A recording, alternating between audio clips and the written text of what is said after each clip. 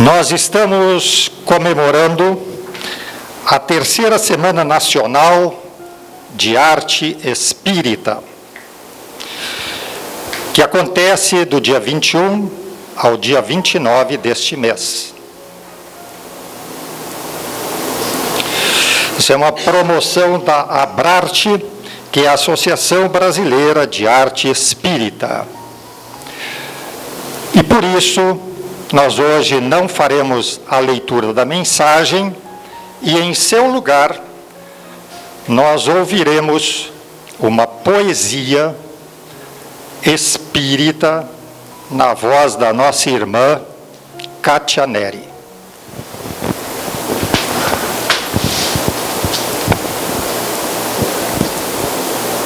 Poema Arte Sublime, de Nina Lisboa.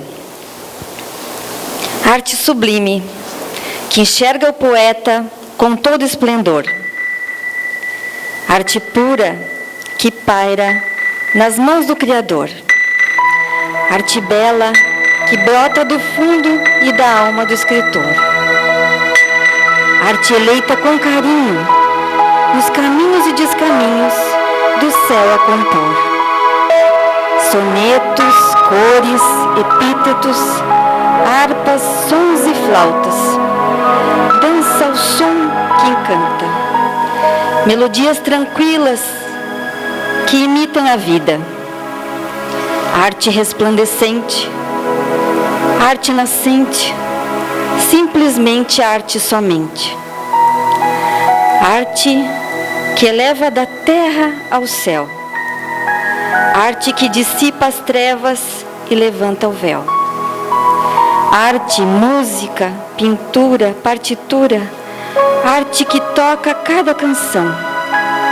Arte, inspiração. Arte, manifestação divina. Arte que respira vida. Arte que cura feridas.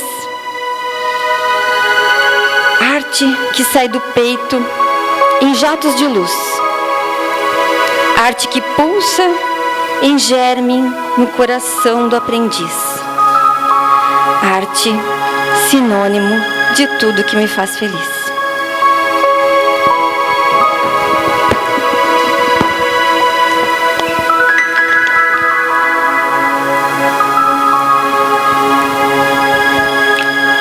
Agora, nós vamos nos preparar para receber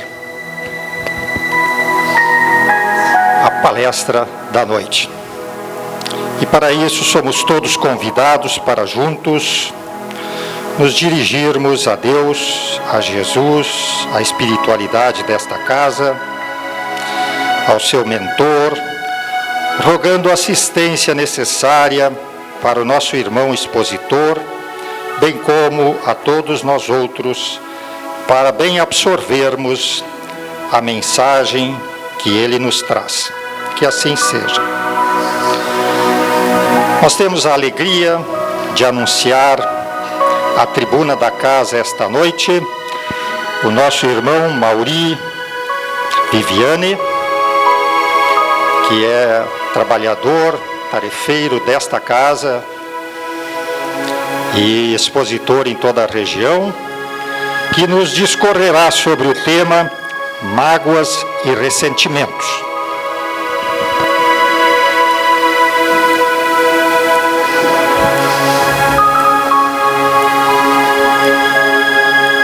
Caros amigos, caras amigas, boa noite a todos. Hoje inicia-se a primavera.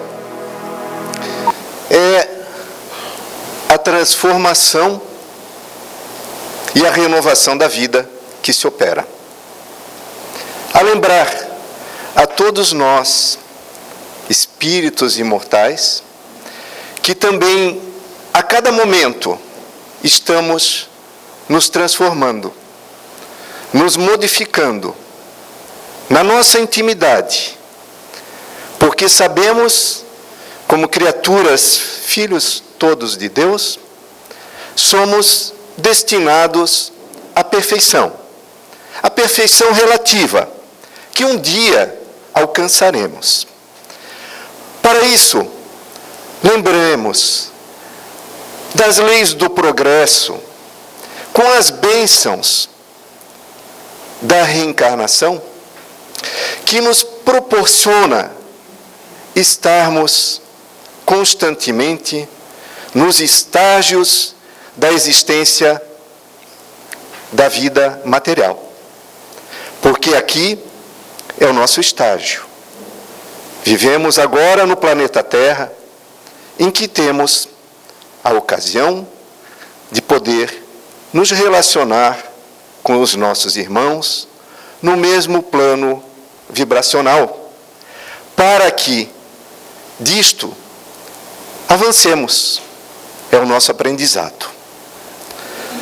Não é natural para a criatura humana viver isolada do mundo que a cerca.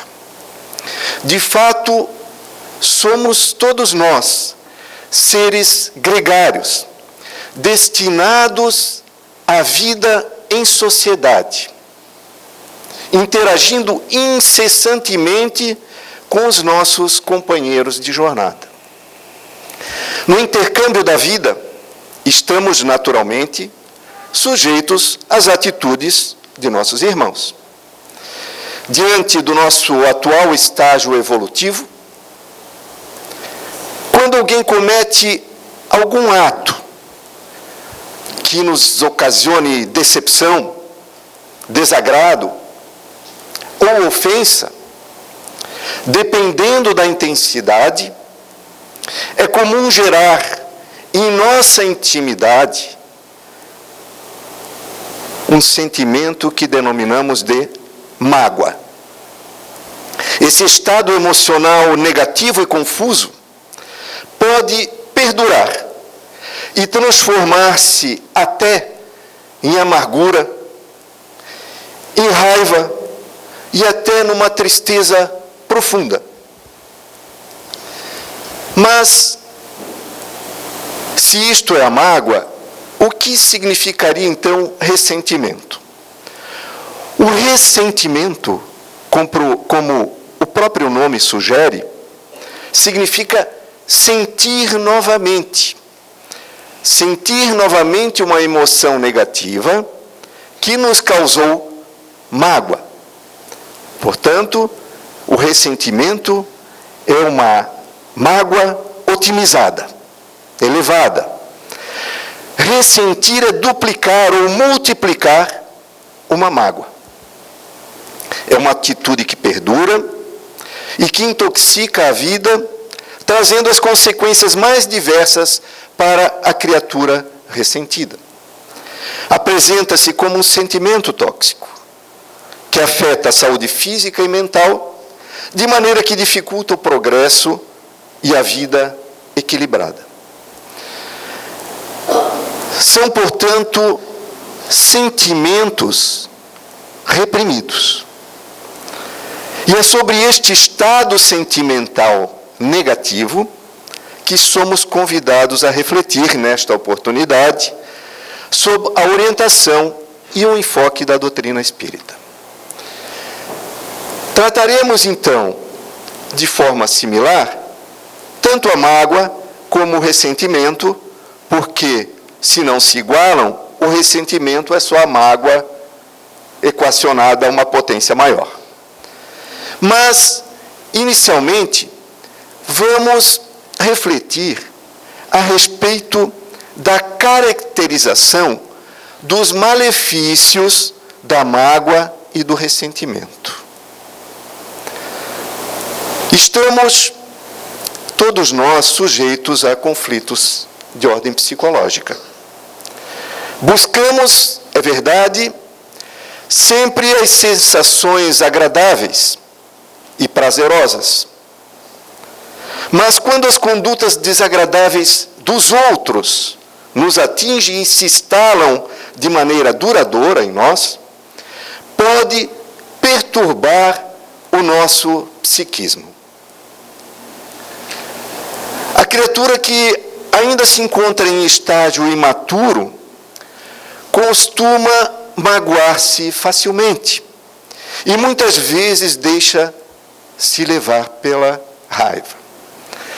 Esclarece a benfeitora Joana de Ângeles, mentora de Divaldo Franco, na obra Autodescobrimento, que o resultado desse conflito psicológico gera sentimentos de antipatia e animosidade, confundindo nossa razão e perturbando a maneira de observar os fatos que nos cercam. Diz a benfeitora: tumores de gênese desconhecida, transtornos neuróticos, distúrbios gástricos de etiologia ignorada, constituem somatização dos venenos do ressentimento, alcançando o metabolismo orgânico e interferindo na estrutura das células. Na revista O Reformador, publicada pela Federação Espírita Brasileira, foi publicada uma comunicação de Emmanuel, pela lavra mediúnica do querido Chico Xavier, isto em 1960, que é bem ilustrativa das consequências que o ressentimento e a mágoa podem ocasionar.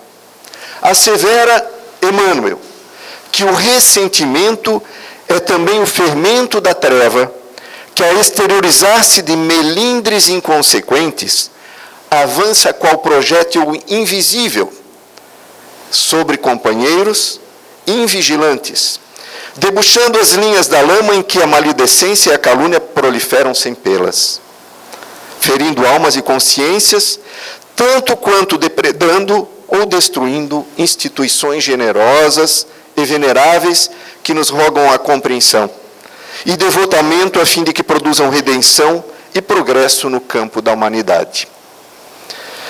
Na obra Conflitos Existenciais, da mentora Joana de Ângeles, ela enfatiza os efeitos perniciosos e os transtornos emocionais causados pelo ressentimento.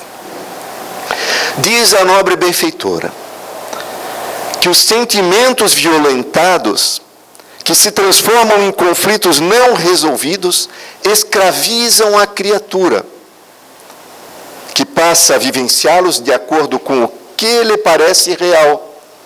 Vive como uma aparência do real, mas que não é, e jamais conforme exercício da evolução.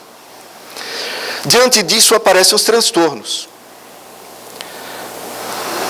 como a depressão, a ansiedade, o desejo de vingança, a transferência da culpa e da responsabilidade para os outros, nunca para nós. Sentindo-se ofendido e mantendo-se nessa condição, o indivíduo é progressivamente submetido a problemas de ordem emocional e fisiológica.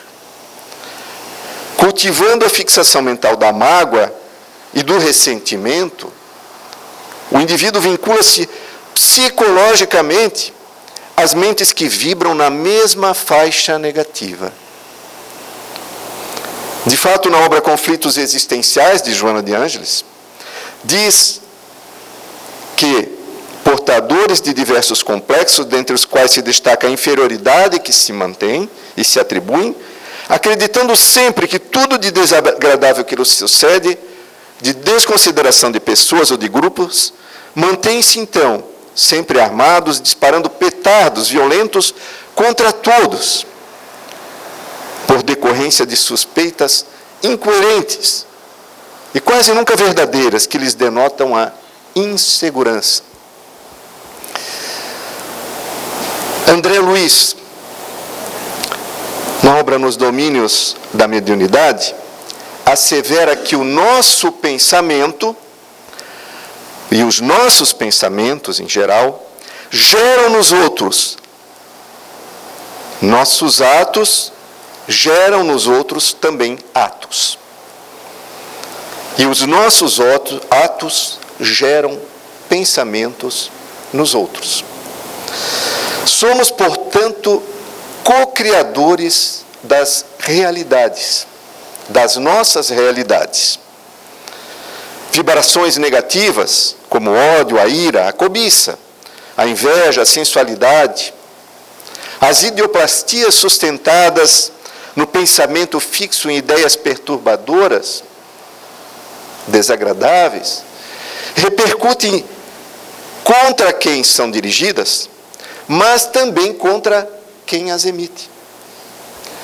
De fato, as doenças mais graves, bem o sabemos, são aquelas originadas na alma. A propósito, lembremos de André Luiz, sempre na lavra mediúnica de Chico Xavier, que na obra Sinal Verde diz que vivemos, todos nós, num verdadeiro oceano de ondas mentais. Somos todos, encarnados e desencarnados, receptores e transmissores de pensamentos, portanto, de ondas mentais. Num verdadeiro sistema de trocas de vibrações. Na obra O Ser Consciente, Joana de Ângeles, ao examinar as características dos problemas humanos, destaca a inveja, o ciúme e o ressentimento como os terríveis gigantes da alma, os quais entorpecem os sentimentos e necessitam ser enfrentados e resolvidos. São problemas íntimos que podem indicar a existência de conflitos psicológicos. Se uns encaram as ofensas ou dissabores como incidentes normais da vida, todos nós estamos assim sujeitos, outros valorizam e exaltam essa situação, aumentando os graves efeitos que essa atitude pode ocasionar. Sem dúvida, ainda é uma atitude imatura que precisa ser resolvida. Essas características bem denotam os malefícios da mágoa e do ressentimento. Mas, se isso não nos parece tanta novidade assim, por que ainda é comum o sentimento de mágoa e ressentimento? Por que ainda isso se instala nas nossas vidas, nas vidas dos nossos próximos? É fácil perceber que mágoa e o ressentimento causam uma série de prejuízos. Prejuízos à nossa vida em geral. E também, portanto, ao nosso desenvolvimento, seja material como espiritual. Por outro lado, como se trata de um sofrimento, supõe-se que ninguém deseja ficar submetido a esse estado negativo, que tanto nos impede de progredir e viver em paz.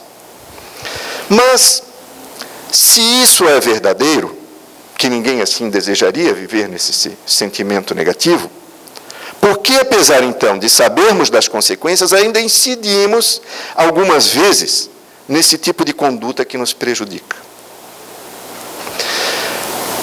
Para melhor compreendermos os problemas e as situações desafiadoras a que somos constantemente submetidos nas relações que vivenciamos, não podemos deixar de lembrar o objetivo de estarmos encarnados, nesse estágio que estamos passando no planeta Terra. A questão 132 do Livro dos Espíritos, ao indagar qual o objetivo da encarnação dos espíritos, recebe o seguinte esclarecimento da espiritualidade superior. Diz assim a resposta: Deus lhes impõe a encarnação com o fim de fazê-los chegar à perfeição, do átomo ao arcanjo. Um dia nós atingiremos esses estágios superiores da evolução. Para uns, esse ato de estarmos encarnados significa expiação.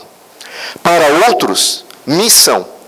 Mas para alcançarem essa perfeição, têm que sofrer todas as vicissitudes da existência corporal. Nisso é que está a expiação. Visa ainda um outro fim à encarnação, o de pôr o espírito em condições de suportar a parte que lhe toca na obra da criação. Portanto, as dificuldades dos nossos relacionamentos, sejam na família, no trabalho e na vida social em geral, da mais ampla forma, são comuns ao nosso estágio evolutivo. Faz parte da nossa vida. E devem-se, como bem o sabemos, não apenas à atual existência, mas nas existências que já trilhamos na nossa caminhada, ao nosso passado. E é necessário enfatizar que ninguém figura apenas como vítima, como ofendido. Eis que muitas são as ocasiões em que também podemos ofender o próximo, seja com nossos atos ou com os nossos pensamentos. E se muitas conquistas de fato já obtivemos, chegamos até aqui, quanto a gente já alcançou? Mas também trazemos débitos anteriores que necessitam nossa dedicação para serem superados.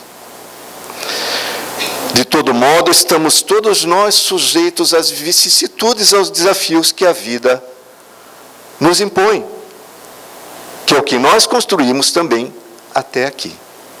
Nós somos responsáveis por tudo o que nós vivenciamos.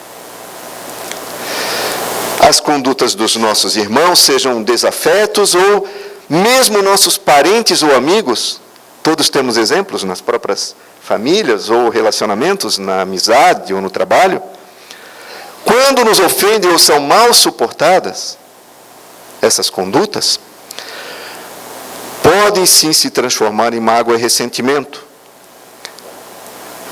Mas deixaremos para a nossa reflexão o seguinte: não seriam esses sentimentos, mágoa e ressentimento, muitas vezes, quem sabe, um reflexo do orgulho e do excessivo amor próprio ferido? Vamos refletindo a respeito. Se então sabemos, em primeiro lugar, que são sentimentos negativos e que nos causam mal, e que vimos também que pelo nosso atual estágio evolutivo é, de certa forma, comum ainda encontrarmos, podemos agora, então, pensar num outro ponto.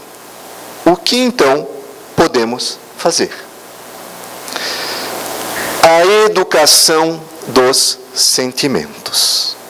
A educação dos sentimentos é a chave da nossa própria evolução. Porque sabemos bem que somos movidos ainda na nossa escala evolutiva. Primeiro, na nossa origem, nós éramos movidos essencialmente pelo instinto animal, material. Depois, a gente passou para um outro estágio um pouquinho mais avançado, em que fomos adquirindo as sensações, mas ainda perduravam os instintos. Posteriormente, essas sensações foram se transformando também. E quando o espírito se instrui e se depura, ele passa a ter os sentimentos. Já atingimos estágios de sentimentos, de benevolência, de poder apreciar a arte como a poesia que hoje foi lida. já nos toca esse tipo de sentimento. Então, somos seres que já atingiram algum estágio de sentimento, mas ainda somos movidos com as nossas emoções, que são de ordem repentina e muitas vezes de defesa, quando muito também naqueles instintos primitivos, porque nós ainda estamos nesse estágio, mas constantemente nos melhorando. Então, o que fazer? Todas as criaturas possuem o seu passado pessoal, nesta e nas vidas anteriores, e, consequentemente, estamos sujeitos aos confrontos vibratórios simpáticos ou antipáticos nos nossos relacionamentos. Como diz o espírito Marcelo Ribeiro, na obra Terapêutica de Emergência, da psicografia de Divaldo Pereira Franco, é impossível passar incólume entre os homens, sem sofrer-lhes as condições evolutivas. Nessa dinâmica natural da nossa evolução, muitos atos praticados atingem e ofendem ao próximo. De maneira que alguns, não muitos, quando não muitos, guardam essa ofensa com um rancor profundo, sentindo-se violados em seu íntimo, porque acabam dando muita importância, talvez, a si mesmos. Por outro lado, os ofensores, na maioria das vezes, esquecem-se da necessidade de se desculpar e buscar o perdão. Mas então o que fazer? Qual a conduta cristã que se deve adotar nesses atos que são corriqueiros, mas tão danosos à nossa existência? Jamais utilizar a arma do ofensor, dizem os nossos amigos da espiritualidade superior. Jamais revidar. Bem, mas isso é difícil. Mas faz parte do nosso trabalho de evoluir. Mas devemos interiorizar. Jamais revidar. Por que jamais revidar? Não seria bom utilizar o mesmo peso e a mesma medida? Será? Aquele que agride revidando uma ofensa de um companheiro menos feliz, se ilude e alimenta o seu psiquismo, seu próprio psiquismo, com desequilíbrio emocional. Portanto, não resolverá nada. O revidar não resolverá, porque nos atingirá também e não solucionará uma situação conflituosa. Diz Emmanuel: cada vez que o desgosto te bate à porta, aprende a esquecê-lo com toda a alma. Lembra de que todos nós somos devedores insolventes da tolerância divina, e que por isso mesmo em nossas imperfeições e fraquezas, não prescindimos da caridade recíproca, a fim de que nos mantenhamos de pé.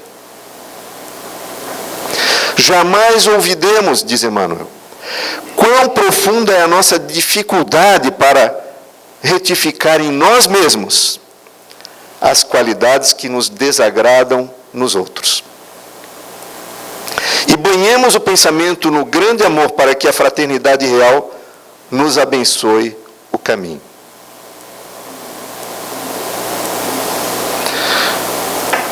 Seja qual for o grau de ofensa recebida, não te esqueças de que somente a fonte do perdão irrestrito possui bastante poder para extinguir o lodo da miséria e da ignorância, porquanto, pretendendo fazer-nos justiça, com a força das próprias mãos, invariavelmente caímos na delinquência ou no desespero.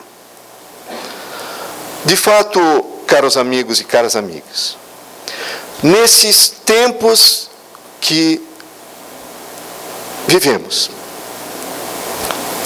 neste atual estágio da nossa caminhada, em que o excesso de informação e a superficialidade do materialismo parecem ser uma constante, a proposta de corrigir os nossos eventuais equívocos parece a exigir-nos que busquemos serenidade e paz, tão difícil de encontrar nessa vida tão tumultuada. Mas, para a criatura ressentida, é necessário o exercício da autocrítica, de maneira que não se mantenha aprisionado nas suas amarras mentais, porque nós produzimos o resultado da nossa mente. Uma das sugestões que se apresenta é a reflexão diária, em que se pode examinar os nossos acertos, mas também os nossos eventuais deslizes, que é necessário para aprimorarmos a nossa reforma íntima. Lembremos, então, e que sempre é lembrado, Santo Agostinho, quando nos traz um valioso auxílio. Na questão 919 do Livro dos Espíritos, Kardec indaga: qual o meio mais prático e eficaz que tem o homem de se melhorar nesta vida e de resistir à atração do mal? Veio, por intermédio da espiritualidade superior, Santo Agostinho, que enfatizou: um sábio da antiguidade vos disse: conhece-te a ti mesmo. Bem, parece ser a chave do problema, mas poderíamos indagar: o que é conhecer-se a si mesmo? Como eu faço isso? Parece ser algo filosófico, difícil. O que é conhecer-se a si mesmo?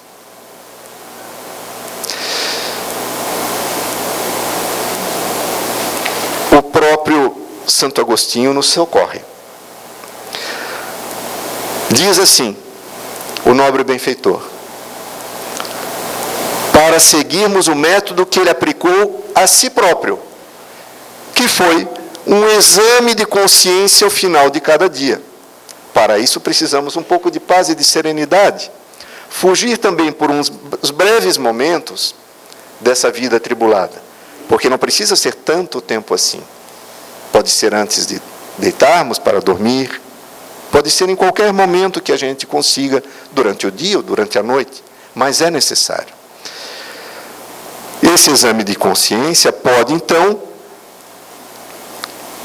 perceber os nossos acertos e os nossos desacertos, para que possamos vencer as dificuldades. E podemos compreender como nos modificar para nos ajustarmos ao bem. Lembremos, quando se fala nesse exercício de se conhecer a si mesmo, que a lei de Deus está em nossa consciência, é a resposta do Livro dos Espíritos. Onde está a lei de Deus? Indaga-se a espiritualidade superior.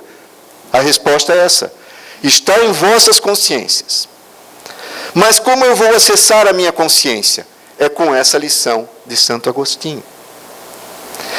Ora, se a lei de Deus está em nossa consciência, mais compreenderemos a grandeza divina e as suas leis, sintonizando, então, com Deus, por intermédio desse autoconhecimento e desse exercício diário de examinarmos nossas condutas. No que acertamos, vamos continuar de novo acertando. No que tivemos alguma infelicidade, podemos também consertar isto. O eminente Viktor Frankl, antigo professor de neurologia e psiquiatria da Universidade de Viena, fundador da logosofia, portanto, não é da doutrina espírita, fundador da logosofia, também conhecida como a terceira escola vienense de psicoterapia? Sobrevivente dos horrores dos campos de concentração nazista? Numa determinada obra, intitulada A Presença Ignorada de Deus, fala o seguinte: Deus é o parceiro de nossos mais íntimos diálogos conosco mesmos. Deus é o parceiro de nossos mais íntimos diálogos conosco mesmos. Sempre que estivermos dialogando conosco na derradeira solidão e honestidade, é legítimo denominar o parceiro desses solilóquios de Deus. É preciso, pois, observar o que se denomina a pedagogia do amor. Como insistentemente a Boa Nova, o Evangelho de Jesus, bondosamente nos estimula a fazer. E a sintonia com a lei de Deus não pode ser completa sem a prática da caridade. E é sempre bom a gente lembrar. Mas o que é a tal da caridade? É dar uma esmola? Pode ser também. Mas será só isso? Um ato material? Pode ser também. Mas essa questão é apresentada no item 186 do Livro dos Espíritos, que assim questiona-os. Qual o verdadeiro sentido da palavra caridade? Como a entendia Jesus? Indagou Kardec. Responderam os amigos da espiritualidade superior: benevolência para com todos, indulgência para as imperfeições dos outros e perdão das ofensas. E quando existe a ofensa, sempre que houver uma ofensa, o perdão é o mais precioso antídoto contra o ressentimento, e não o revide, é o perdão. Ao buscarmos o exemplo daquele que é modelo e guia da humanidade, nosso Mestre Jesus, encontramos um precioso ensinamento a respeito do perdão. Basta lembrarmos da oração deixada por Jesus, em que nos ensina, numa forma concisa, tudo o que nós precisamos para vivermos e evoluirmos e termos paz e ajudarmos também aos nossos companheiros também na jornada. Num trecho da oração do Pai Nosso, diz assim: perdoa as nossas ofensas, assim como perdoamos a quem nos tenha ofendido. São as palavras de Jesus. Ou seja, é perdoar para ser perdoado. No Evangelho segundo o Espiritismo, encontramos algumas lições inesquecíveis sobre o perdão, que destacamos o seguinte. Jesus recomenda-nos, como consta no capítulo 10 do Evangelho segundo o Espiritismo, que nos reconciliemos o mais cedo possível com os nossos adversários, não só objetivando apaziguar as discórdias no curso da nossa atual existência, e é principalmente para que elas não se perpetuem nas existências futuras. Procuremos, sim, aqueles que, porventura, tivermos alguma discordância, que sejam nossos desafetos, e perdoemos agora. Ou busquemos o perdão. Se isso não acontecer, você já alcançou um passo a mais. Lembremos também da necessidade do auto-perdão, porque precisamos também perdoar os nossos equívocos, nossos próprios equívocos, e não ficar remoendo tudo o que já passou, porque isto também passará, porque nós temos como modificar, seja nessa ou noutra vida, mas principalmente nessa, já podemos começar. Sempre é possível, primeiro, saber que nos equivocamos. Depois, saber que não vamos mais assim o fazer.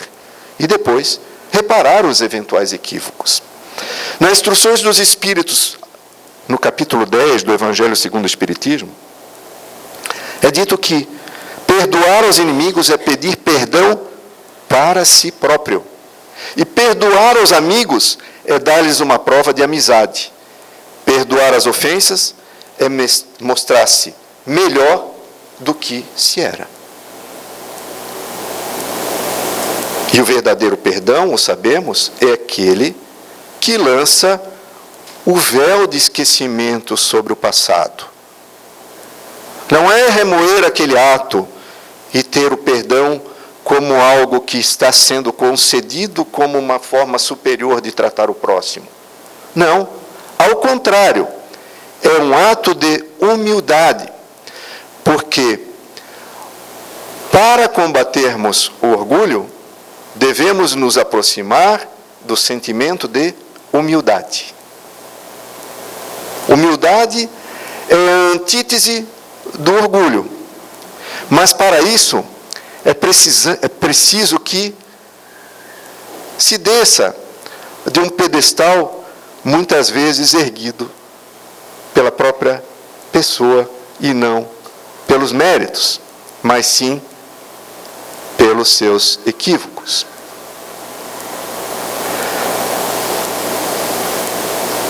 Paulo nos traz esta lição com o esclarecimento que ele relata no Evangelho segundo o Espiritismo. Há, porém, duas maneiras bem diferentes de perdoar. Há o perdão dos lábios e o perdão do coração. Nós, cada vez mais, para combatermos os sentimentos danosos a nós próprios e aos outros, vamos elevando o nosso sentimento de uma forma a atingir o mais próximo possível as lições que o próprio Cristo nos trouxe. Portanto, caros amigos e caras amigas, são esses momentos que a gente vai produzindo uma reflexão, que cada um de nós vai passando em sua mente situações que já passaram, situações talvez que vão ocorrer, mas tudo o que passou e tudo o que vai ocorrer não é tão real ao que é o agora. O agora é que nos faz impulsionar e tomar as decisões acertadas para a nossa vida. Sabemos então que, num primeiro aspecto, podemos estabelecer então que a mágoa e o ressentimento são sentimentos tóxicos que prejudicam nossa saúde física e mental. Portanto, interfere negativamente na nossa caminhada evolutiva. São sentimentos que são verdadeiros obstáculos a evoluir. Sentimentos que todos nós vamos vencer e transpor. Ah, mas eu tenho mágoa. Todos nós que habitamos o planeta Terra, neste estágio evolutivo, vamos ter mágoas. Quando muito, às vezes, até ressentimentos. Mas é disso que nós temos. Gradativamente, quanto mais rápido melhor, mas gradativamente, vencer. Bem, então, se causam então esse prejuízo à nossa saúde física, mental e também à nossa evolução, a caridade, o perdão das ofensas, propiciam o equilíbrio emocional, a lucidez, a lucidez mental e a paz espiritual, caridade e perdão das ofensas. Fiquemos com essas palavras tão esclarecedoras que nos traz o Evangelho, que nos traz a doutrina espírita, essa doutrina consoladora, que nos esclarece sobre a natureza, sobre a origem e sobre o destino dos espíritos e da relação do mundo material com o mundo espiritual. Que todos nós possamos continuar na nossa caminhada, praticando o bem, vibrando no bem, no belo que a arte proporciona, na ética e na moral cristã. Que todos nós possamos cada vez mais estar nas vibrações mais elevadas da paz que todos nós vamos atingir, mas que já podemos muito dela perceber. Obrigado.